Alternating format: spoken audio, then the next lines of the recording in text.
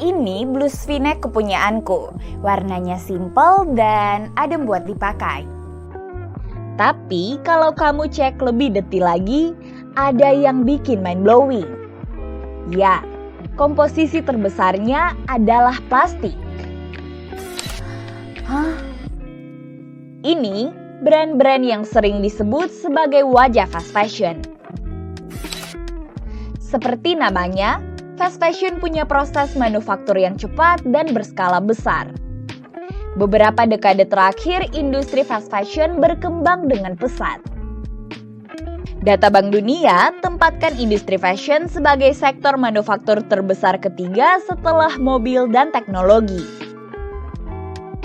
Pada 2021, valuasi pasar fast fashion mencapai 30,58 miliar USD.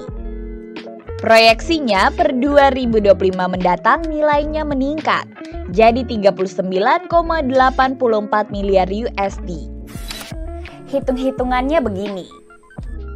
Produksi pakaian meningkat 2 kali lipat antara 2000 dan 2014 atau sebanyak 60%. Setiap tahun sekitar 56 juta ton pakaian dibeli.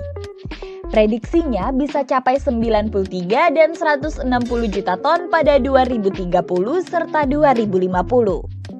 Masalahnya yang dipakai lebih sedikit, setara 36% ketimbang data 15 tahun lalu. Kalau udah nggak terpakai, terus gimana? Ya dikirim ke negara berkembang atau dibuang ke tempat sampah. Makanya ketika kita ngomongin industri fast fashion, nggak lepas dari efek kerusakan lingkungan. Industri fashion sendiri masuk top 5 sektor paling berpolusi di dunia. Pada 2015, industri ini menggunakan 98 juta ton minyak untuk memproduksi serat sintetis. Ini setara emisi rumah kaca sebesar 1,2 miliar CO2, melebihi gabungan industri penerbangan dan pelayaran. Ini nggak lepas sama kecenderungan industri fast fashion sama plastik. Iya, plastik. Ketergantungan dimulai sejak 1940-an, saat nilon dan polyester muncul ke pasar.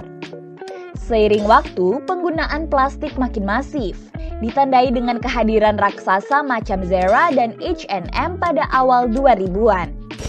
Ya, polyester, nilon, poliamida sampai akrilik itu merupakan bahan plastik yang sangat umum digunakan dalam pakaian.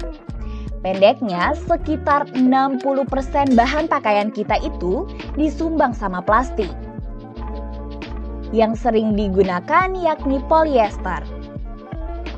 Pasar global polyester sendiri nilainya capai 106 miliar USD pada 2022. Diproyeksikan tumbuh jadi 174,7 miliar USD 10 tahun mendatang. Intinya mah ini bisnis bercuan. Alasan lain, baju berbahan polyester dianggap lebih nyaman dipakai. Namun ada efek negatif yang mengintai di belakang. Pada 2015, produksi polyester untuk pakaian hasilkan 282 miliar ton CO2, 3 kali lipat dari kapas. Polyester juga sumber utama polusi mikroplastik di laut. Serat mikro merupakan partikel plastik berukuran di bawah 5 mm atau lebih tipis dari rambut manusia. Serat ini butuh waktu ratusan tahun untuk terurai kalau sampai di laut.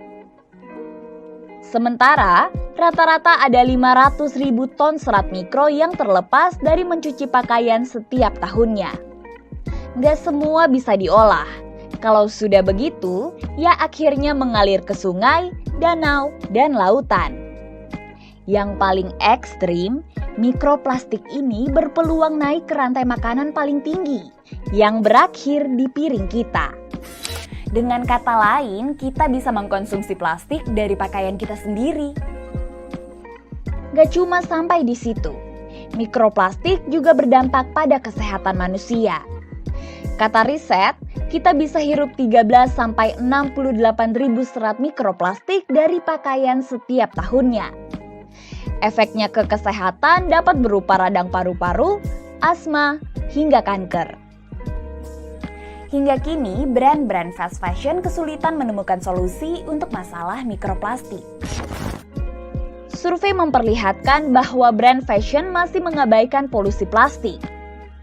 Gak ada perusahaan yang betul-betul berkomitmen menghapus penggunaan serat sintetis dari koleksi mereka. Mirisnya, mereka pakai taktik greenwashing yang promosikan sustainable fashion. Padahal, menurut laporan tadi, klaim sustainable kerap nggak berdasar. Contohnya, H&M edisi Conscious Collection yang ternyata mengandung bahan sintetis lebih tinggi.